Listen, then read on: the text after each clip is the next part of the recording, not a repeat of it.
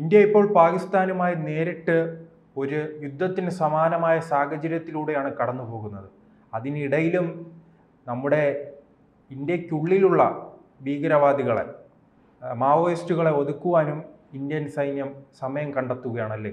ഇപ്പോൾ 20-ലധികം പേർ മരണപ്പെട്ടിട്ടുണ്ട്, അവരെ കൊലപ്പെടുത്തിയിട്ടുണ്ട്. 20 അല്ല, മരണസംഖ്യ ഇനിയും കൂടും. ഇപ്പോൾ നിലവിൽ 26 മൃതദേഹങ്ങൾ കണ്ടെടുത്തിട്ടുണ്ട്. ഇത് നടന്നിരിക്കുന്നത് ഛത്തീസ്ഗഡ് തെലങ്കാന അതിർത്തിയിലാണ് ഈ ഏറ്റുമുട്ടൽ നടന്നിരിക്കുന്നത്.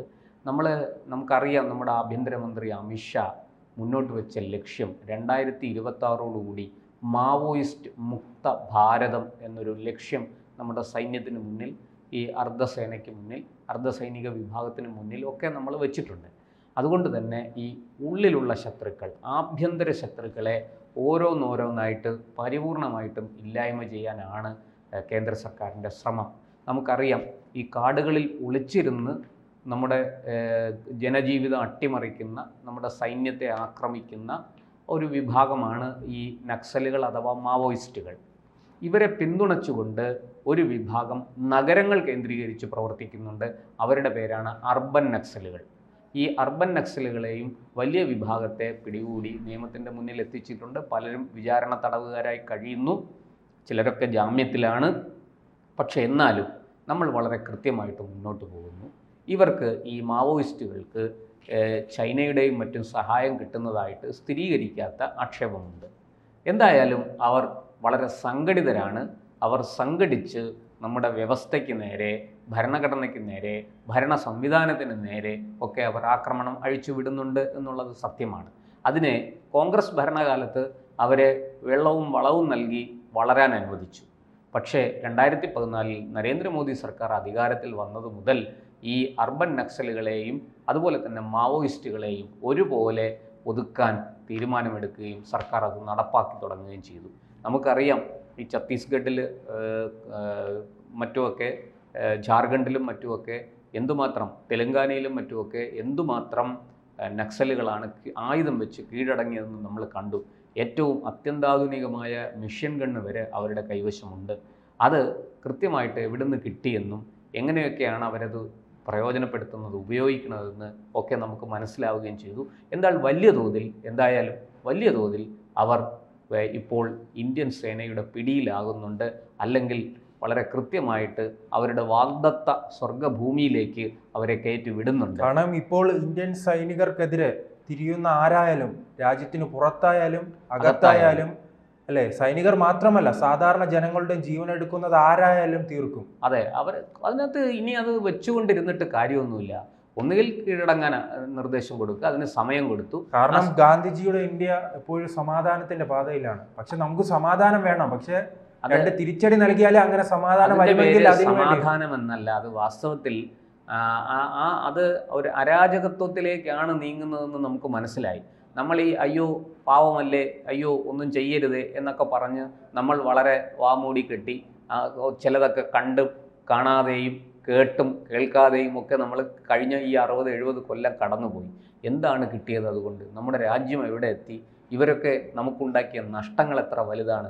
എത്ര മികച്ച ഓഫീസർമാരെ നമുക്ക് നഷ്ടപ്പെട്ടു, നമ്മുടെ എത്ര മികച്ച സേനാംഗങ്ങളെ നഷ്ടപ്പെട്ടു. അവർക്കൊക്കെ കുടുംബമില്ലേ? അവർക്ക് മനുഷ്യാവകാശങ്ങളില്ലേ? അവർ ഭംഗിയായി തങ്ങളുടെ ജോലി, ജനങ്ങളുടെ ജീവനും സ്വത്തും സംരക്ഷിക്കുക എന്ന ജോലി ഉത്തരവാദിത്വത്തോടു കൂടി ചെയ്തിരുന്നവരാണ്. അവർക്ക് നേരെയാണ് നിഷ്ഠൂരമായ ഈ ആക്രമണങ്ങളൊക്കെ നടക്കുന്നതും അവരെ കൊല്ലുന്നതും. ഇതെത്ര കാലം നമ്മൾ സഹിക്കണം? അമിത്ഷായുടെ തീരുമാനം വളരെ ശരിയാണ്. അദ്ദേഹം ആഭ്യന്തരമന്ത്രി ആയപ്പോൾ ആദ്യം പറഞ്ഞത്, 2019 അദ്ദേഹം പറഞ്ഞത്, ഇനി ഇത് വെച്ച് പൊറുപ്പിക്കാൻ പറ്റില്ല എന്നാണ്. അന്ന് തുടങ്ങി വളരെ കൃത്യമായിട്ട് നടപടികൾ സ്വീകരിച്ചു. വളരെ വ്യവസ്ഥാപിതമായ മാർഗങ്ങളിലൂടെ അവർക്ക് കീഴടങ്ങാനുള്ള സമയപരിധി വെച്ചു. ഒക്കെ നടന്നു. എന്നിട്ടും അവർ കീഴടങ്ങിയില്ല. കുറേ പേരൊക്കെ കീഴടങ്ങാത്തവരെ വേട്ടയാടി പിടിക്കുക അല്ലെങ്കിൽ കൊല്ലുക എന്നുള്ള നയം തന്നെയാണ് ഇപ്പോൾ മുന്നോട്ട് കൊണ്ടിരിക്കുന്നത്. ഇപ്പോൾ നമുക്കറിയാം, സൈന്യവുമായിട്ട് ഏറ്റുമുട്ടിയിട്ട് ഇപ്പോൾ 26 പേരുടെ മൃതദേഹങ്ങൾ കണ്ടെടുത്തു. ഇത് ഈ ഛത്തീസ്ഗഡ് തെലങ്കാന ആ ബോർഡറിൽ കരേഗുട്ടൈ എന്ന് പറയുന്ന ഒരു സ്ഥലത്തിന്, നമ്പി എന്ന് പറയുന്ന ഒരു സ്ഥലത്തിന് ഇടയ്ക്കുള്ള ഒരു കുന്നിൻ പ്രദേശത്താണ് ഇവർ മറഞ്ഞിരുന്ന് സൈന്യത്തെ ആക്രമിച്ചത്. എന്തായാലും സൈന്യം അത്യന്താധുനിക ആയുധങ്ങളും സംവിധാനങ്ങളും ഉപയോഗിച്ച് തിരിച്ചടിച്ചു. അവർ കൃത്യമായിട്ടും ഈ 26 പേരുടെ മൃതദേഹങ്ങൾ ഇത് കിട്ടിയിട്ടുണ്ട്. ബാക്കിയുള്ളവർക്കായിട്ട് തെരച്ചിൽ തുടരുകയാണ്. ഇനി എത്ര പേര് മരിച്ചു എന്ന് ജഡം കിട്ടുന്നതിനനുസരിച്ചേ നമുക്ക് മനസ്സിലാക്കാൻ സാധിക്കുകയുള്ളൂ. എന്തായാലും ഒരു കാര്യം സത്യമാണ്, വളരെ കൃത്യമായിട്ട് ആഭ്യന്തര ശത്രുക്കൾക്കെതിരെ നടപടി സ്വീകരിക്കുന്നു. അത് സമ്പൂർണ്ണമായിട്ടും ഇല്ലായ്മ ചെയ്യാൻ, അതായത് രാജ്യത്തിനുള്ളിൽ നിന്ന് നമ്മളെ ആക്രമിക്കുക, നമ്മളെ ഉപദ്രവിക്കുക, നമ്മുടെ വികസനത്തെ തടസ്സപ്പെടുത്തുക, ജനജീവിതം ദുസ്സഹമാക്കുക, അങ്ങനെ ഒരു നമ്മുടെ രാജ്യത്ത് നിയമവ്യവസ്ഥയുണ്ട്, സംവിധാനങ്ങളുണ്ട്. സർക്കാർ തെറ്റായ കാര്യങ്ങൾ ചെയ്താൽ ചോദ്യം ചെയ്യാൻ ഇവിടെ കോടതികളുണ്ട്, അവിടേക്ക് പോകാം. പക്ഷെ അതൊന്നും അല്ലാതെ ആയുധമെടുത്ത് സാധാരണ ജനങ്ങൾക്ക് നേരെ പടപൊരുതുന്ന ഒരു സംവിധാനത്തെ ഒരു കാരണവശാലും അംഗീകരിക്കാൻ സാധിക്കില്ല. ഒരു രാഷ്ട്രം, അതായത് ലോകത്തിലെ, എനിക്ക് തോന്നുന്നു ആയുധമെടുത്ത ചുവപ്പ് പോരാളികളാണ് അതെ ഇപ്പോൾ കൊല്ലപ്പെടുന്നത്. അതെ, ഈ ആയുധം എടുക്കാത്ത ചുവപ്പ് പോരാളികൾ പുറത്തുണ്ട്. ആയുധം എടുക്കാത്ത ചുവപ്പ് പോരാളികളുണ്ട്, പച്ച പോരാളികളുണ്ട്, ഇവരൊക്കെ ഉണ്ട്. കാരണം ഇവരെല്ലാം ഇന്ത്യ പാകിസ്ഥാൻ ഈ സംഘർഷ സമയത്ത് തന്നെ കുറെ ചുവപ്പ് പോരാളികൾ പാകിസ്ഥാന് വേണ്ടി നിലവിളിച്ചു വരികയാണ്. അവരെല്ലാം എങ്ങനെയായിരിക്കും വരും കാലങ്ങളിൽ അമിത്ഷാ കൈകാര്യം ചെയ്യും? ഈ അർബൻ നക്സൽ ഗണത്തിൽപ്പെടുത്താവുന്ന ആൾക്കാരാണ് അവരൊക്കെ. വിവിധ മുഖ്യധാര രാഷ്ട്രീയ പാർട്ടികളിൽ കയറി ഇരുന്നുകൊണ്ട് ഈ അർബൻ നക്സലിസമാണ് അവർ വിളമ്പുന്നത്. അതുപോലെ ഈ ഇരവാദം മുഴക്കി നമ്മുടെ രാജ്യത്തെ സമ്മർദ്ദത്തിലാക്കാനാണ് അവരുടെ ശ്രമം.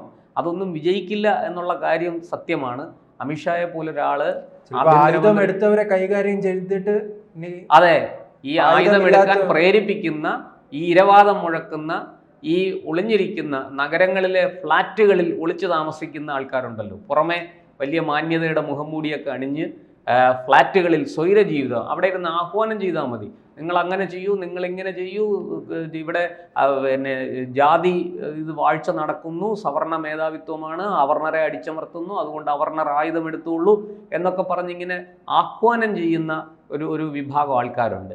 അവരെയാണ് വാസ്തവത്തിൽ ആദ്യം പിടികൂടി കൽത്തുറങ്കിൽ അടയ്ക്കേണ്ടത്. അത് കുറേയൊക്കെ ചെയ്തതാണ്. അപ്പോഴത്തേക്കും അത് സുപ്രീം കോടതിയിൽ കേസെത്തുകയും പലർക്കും ജാമ്യം കിട്ടുകയും ഒക്കെ ചെയ്തു. കേന്ദ്ര സർക്കാരിനെതിരെ രൂക്ഷ വിമർശനമൊക്കെ ഉന്നയിച്ചു സുപ്രീം കോടതി. ഇവിടെ ഈ വെട്ടാൻ വരുന്ന പോത്തിൻ്റെ അടുത്ത് വേദം ഓതിയിട്ട് കാര്യമില്ല എന്ന ആ പഴഞ്ചൊല്ല് തന്നെയാണ് ഇവിടെ ശരി.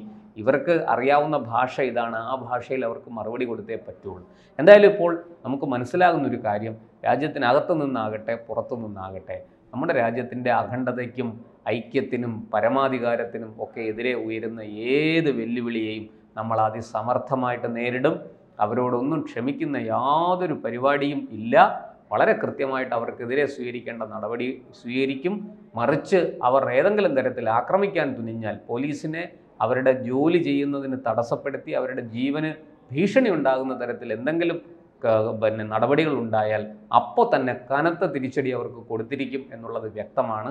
കൃത്യമായിട്ടും ഈ മാവോ മുക്ത ഭാരതം, മാവോയിസ്റ്റ് മുക്ത ഇന്ത്യ എന്ന് പറയുന്ന ആ ഒരു ലക്ഷ്യത്തിലേക്ക് നമ്മൾ വളരെ വേഗത്തിൽ അടുത്തുകൊണ്ടിരിക്കുകയാണ്. 2026 അവസാനം അതിന് കൊടുത്തിരിക്കുന്ന ഒരു ടൈം പീരീഡ് 2026 വരെയാണ്. പക്ഷേ ആ 2026 പൂർത്തിയാക്കുന്നതിന് മുമ്പ് തന്നെ നമ്മൾ ലക്ഷ്യം കൈവരിക്കും എന്നാണ് എനിക്ക് തോന്നുന്നത്.